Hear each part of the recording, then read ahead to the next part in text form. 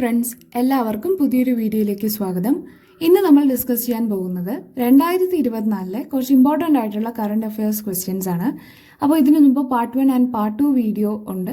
So അതും കൂടെ നിങ്ങൾ കാണാൻ ശ്രമിക്കുക. അപ്പോൾ 2024 ഇമ്പോർട്ടൻ്റ് ആയിട്ടുള്ള കുറേ കറണ്ട് അഫയേഴ്സ് ക്വസ്റ്റ്യൻസ് നിങ്ങൾക്ക് മനസ്സിലാക്കാൻ സാധിക്കും. ആദ്യമായിട്ടാണ് എൻ്റെ ഈ ചാനൽ കാണുന്നതെങ്കിൽ സബ്സ്ക്രൈബ് ചെയ്ത് സപ്പോർട്ട് ചെയ്യാനും മറക്കണ്ട. അപ്പോൾ ഇനി വെയിറ്റ് ചെയ്യേണ്ട, നമുക്ക് നേരെ ചോദ്യങ്ങളിലേക്ക് പോകാം. ഫസ്റ്റ് ക്വസ്റ്റ്യൻ: നഗരസഭകളുടെ പ്രവർത്തന മികവ് അടിസ്ഥാനമാക്കിയുള്ള 2024 അർബൻ ഗവേണൻസ് ഇൻഡെക്സിൽ ഒന്നാമതെത്തിയ സംസ്ഥാനം ഏത്? ഉത്തരം കേരളം. അടുത്ത ചോദ്യം: അടുത്തിടെ US സംസ്ഥാനങ്ങളിൽ നാശം വിതച്ച ചുഴലിക്കാറ്റ് ഏത്? ഉത്തരം ഹെലൻ.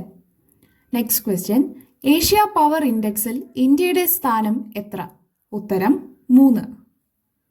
ഇന്ത്യൻ വ്യോമസേനയുടെ പുതിയ മേധാവി ആര്? ഉത്തരം air chief marshal Amarpreet Singh. അടുത്ത ചോദ്യം: 54ാമത് ദാദാ സാഹിബ് ഫാൽക്കെ പുരസ്കാരം നേടിയത് ആര്? ഉത്തരം മിഥുൻ ചക്രവർത്തി. ഈ സ്ലൈഡ്സിലെ ക്വസ്റ്റ്യൻസ് എല്ലാം നിങ്ങൾക്ക് മനസ്സിലായെന്ന് വിചാരിക്കുന്നു. അടുത്ത സ്ലൈഡിൽ നോക്കാം.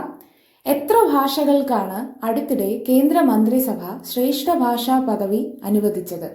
ഉത്തരം 5. അടുത്ത ചോദ്യം: ബ്രിട്ടനിലെ NHS ശാസ്ത്രജ്ഞർ കണ്ടെത്തിയ പുതിയ രക്തഗ്രൂപ്പിന്റെ പേര് എന്ത്? ഉത്തരം MAL. ഏഷ്യൻ ചാമ്പ്യൻസ് ലീഗ് ഹോക്കിയിൽ ഇന്ത്യ ഏത് രാജ്യത്തെ തോൽപ്പിച്ചാണ് കിരീടം നിലനിർത്തിയത്? ഉത്തരം ചൈന. അടുത്ത ക്വസ്റ്റ്യൻ: 2024 വയലാർ സാഹിത്യ അക്കാദമി അവാർഡ് ലഭിച്ചത് ആർക്ക്? ഉത്തരം അശോകൻ ചരുവിൽ. അടുത്ത ചോദ്യം: സൗജന്യമായി യാത്ര ചെയ്യാവുന്ന ഇന്ത്യയിലെ ഏക തീവണ്ടി സർവീസിന്റെ 75ാം വാർഷികം ആഘോഷിക്കുന്നു.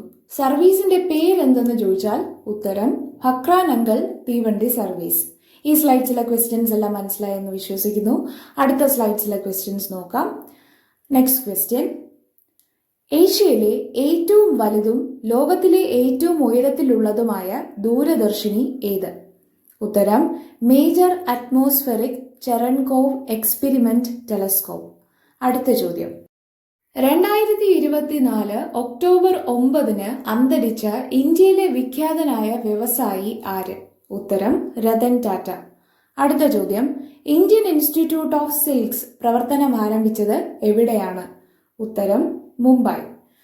അടുത്ത ചോദ്യം: ഇന്ത്യയിലെ ആദ്യത്തെ വിജയകരമായ ഹൃദയമാറ്റ ശസ്ത്രക്രിയയ്ക്ക് നേതൃത്വം നൽകിയ ആന്ധ്രാപ്രദേശുകാരനായ ഡോക്ടർ അടുത്തിടെ അന്തരിച്ചു.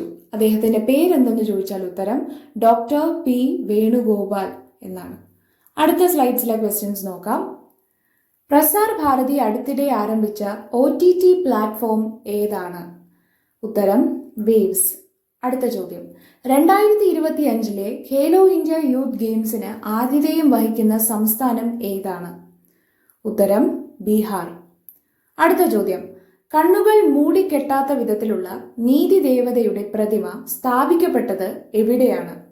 ഉത്തരം സുപ്രീം കോടതി ജഡ്ജിമാരുടെ ലൈബ്രറിയിൽ.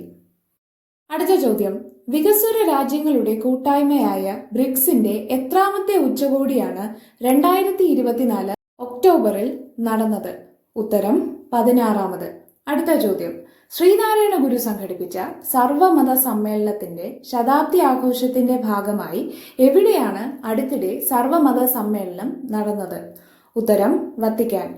അടുത്ത ചോദ്യം: അന്താരാഷ്ട്ര ക്രിക്കറ്റ് കൗൺസിലിന്റെ പുതിയ അധ്യക്ഷൻ ആരാണ്? ഉത്തരം ജയ്ഷ. അടുത്ത ചോദ്യം: US-ന്റെ എത്രാമത്തെ പ്രസിഡന്റായാണ് ഡൊണാൾഡ് ട്രംപ് വീണ്ടും തെരഞ്ഞെടുക്കപ്പെട്ടത്? ഉത്തരം 47.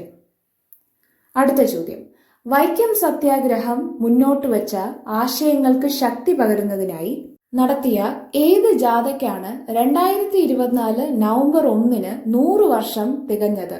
ഉത്തരം സവർണ ജാഥ. അടുത്ത ചോദ്യം: ഭരണഘടനയുടെ 75ാം വാർഷികത്തോടനുബന്ധിച്ച് ഏതൊക്കെ ഭാഷകളിൽ തയ്യാറാക്കിയ ഭരണഘടന പരിഭാഷാ പതിപ്പുകളാണ് പുറത്തിറക്കിയത്? ഉത്തരം സംസ്കൃതം ആൻഡ് മൈഥിലി. അടുത്ത ചോദ്യം: ലോകത്തിലെ ഏറ്റവും വലിയ സ്വർണ്ണ നിക്ഷേപം കണ്ടെത്തിയത് ഏത് രാജ്യത്താണ്? ഉത്തരം ചൈന. അടുത്ത ചോദ്യം, ഇന്ത്യയുടെ എത്രാമത് ചീഫ് ജസ്റ്റിസ് ആയാണ് സഞ്ജീവ് ഖന്ന ചുമതലയേറ്റത്? ഉത്തരം 51. അടുത്ത ചോദ്യം, 2024 രാജ്യത്തെ ഏറ്റവും മികച്ച ബാങ്കായി തിരഞ്ഞെടുക്കപ്പെട്ടത് ഏതാണെന്ന് ചോദിച്ചാൽ ഉത്തരം സ്റ്റേറ്റ് ബാങ്ക് ഓഫ് ഇന്ത്യയാണ്. അവസാനത്തെ ക്വസ്റ്റ്യൻ, സംസ്ഥാന സർക്കാർ ഏർപ്പെടുത്തിയ കേരള ജ്യോതി പുരസ്കാരം ഇത്തവണ നേടിയത് ആര്? ഉത്തരം MK സാനു. അപ്പോൾ നിങ്ങൾക്ക് ഈ ക്വസ്റ്റ്യൻസ് എല്ലാം മനസ്സിലായെന്ന് വിശ്വസിക്കുന്നു. നിങ്ങളുടെ അഭിപ്രായങ്ങളും ഡൗട്ട്സും ഒക്കെ കമൻസ് ആയിട്ട് രേഖപ്പെടുത്തുക. അപ്പോൾ പുതിയൊരു വീഡിയോയിൽ കാണാം. അപ്പോൾ ഇതുവരെ നിങ്ങൾ സബ്സ്ക്രൈബ് ചെയ്തിട്ടില്ലെങ്കിൽ സബ്സ്ക്രൈബ് ചെയ്യാനും ശ്രമിക്കുക. അപ്പോൾ ബൈ.